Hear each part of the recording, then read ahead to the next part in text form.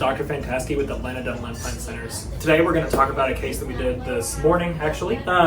It is a 19-year-old patient who presents with for a crown prep on a tooth that had a root canal when she was really, really young. So what we did is we took a CBCT 3D x-ray and really wanted to evaluate this area that's this dark shadow that's up on that root. What we found was a large area of basically like space. It was not bone. So with that conclusion, we sent her back to the endodontist to go ahead and get an updated prognosis on the tooth. So the endodontist decided that the tooth was fractured, and we definitely agreed. Since everything on the preliminary root canal looked perfect, there was not a lot we could do except we needed to go ahead and take the tooth out. So this is the next x-ray in our series. So what we have is the implant. So what we found when we went in there, we sectioned the tooth. It has 3 roots, so we went ahead and sectioned between them and elevated them each out on their own. We didn't find any infection in any of the roots except the mesial buccal, which actually worked out in the patient's favor.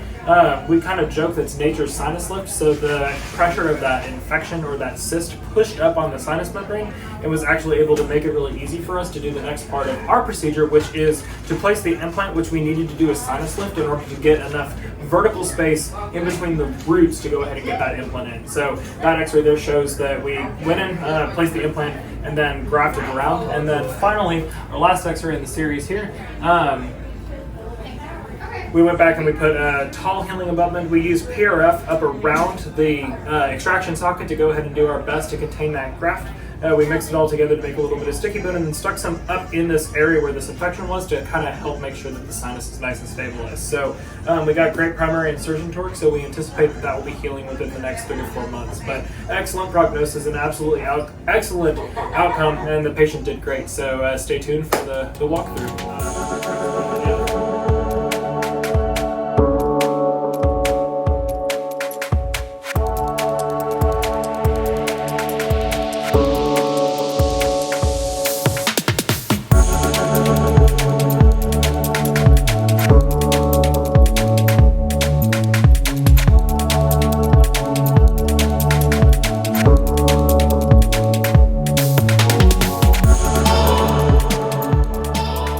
So this is Gabriella's favorite thing that we do. So this is called a PRF poncho.